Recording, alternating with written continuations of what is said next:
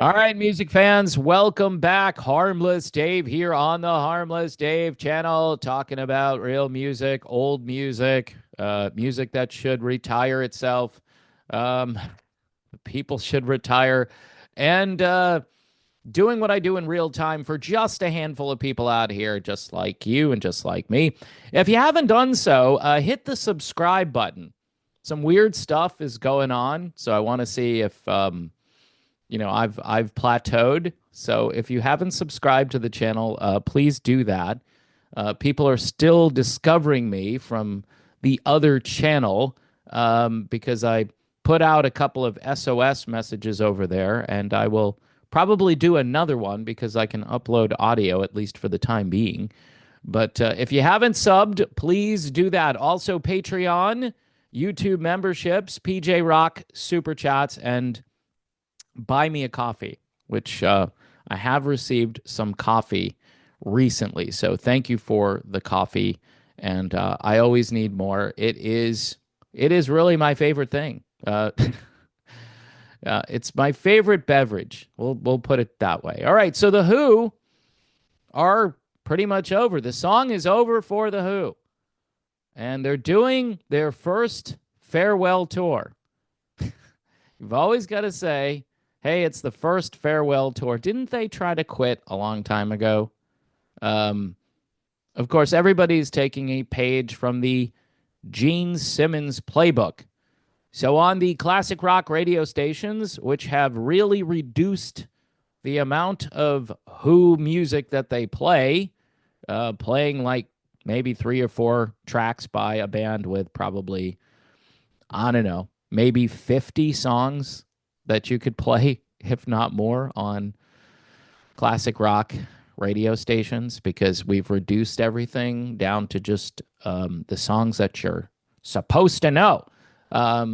Songs that have been used in commercials or songs that have put into what CSI shows.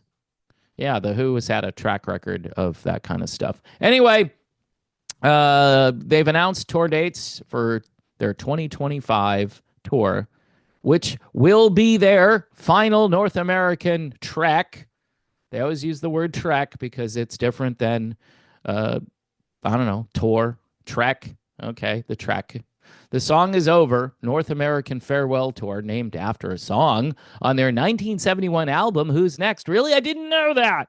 Will kick off August 16th in Sunrise, Florida. Wow, only 2 hours away from me. So I was going to say if anyone wants to buy me tickets, but I don't want you to have to drain your bank account on my account, so please don't do that. Also, hitting big cities such as Boston, Chicago, Philadelphia, Seattle, and New York before wrapping up September 28th in Las Vegas. The Who's Pete Townsend and Roger Daltrey announced the news at a press conference in London. And this is some of what they said. The warmth of the American audiences over the years has been inspirational to me. All right. And reflect the feeling I remember getting after hearing the first rock records coming across the radio. Musical freedom, Daltrey shared. To me, America has always been great. It's not easy to end the big part of my life that touring with the Who has been. He said that America has always been great. I thought we were trying to make America great again. I'm just confused. All right, never mind. Thanks for being there for us and look forward to seeing you one last time. Pete Townsend said, well, all things must come to an end. And according to Pete recently, he doesn't like being on stage. It does nothing for him. But he goes on to say, Roger and I are in a good place despite our age. In other words, they're not dead yet, and they haven't been diagnosed with anything. Thank God, right? All of these people being diagnosed with things that are just horrible. It's good that both Roger and Pete are fairly healthy. It appears that they're healthy. But anyway, Pete says they're eager to throw their weight behind this fond farewell to all of our faithful fans who made us rich. I'm sorry, that part I put in there. And hopefully to new ones who might jump in to see what they have been missing for the last 57 years. He notes, this tour will be about fond memories, love, and laughter. Make sure you join in.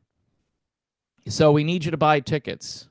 And we know those tickets are going to be expensive because it is the Who's farewell tour. Now, you could find a full list of dates over at thewho.com. And if you're part of the Hooligan Fan Club, which apparently is something that was revitalized, that will come with a pre-sale access to tickets for the tour. Also, Live at the Oval will also be released August 22nd to digital services as well as on CD, to LP vinyl, and other various formats.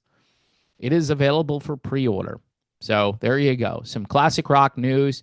The Who are finally, supposedly, saying goodbye. But again, with farewell tours, it ain't over until it's over, till the fat lady sings. And I don't know if the Who have an actual fat lady that they can bring out there to sing, but between Roger and Pete, they should probably be able to take care of it. So anyway, folks, that's it for the Who. That's it for this video. That's how it works out. Thanks for being here. God bless everyone. Again, don't buy me tickets for the Who unless you're an oligarch. But I know that we're trying to fight the oligarchy, and I understand we have to fight the oligarchy. But if there is an oligarch and they want to buy me tickets to the Who, that might be the only way I would legitimately take them.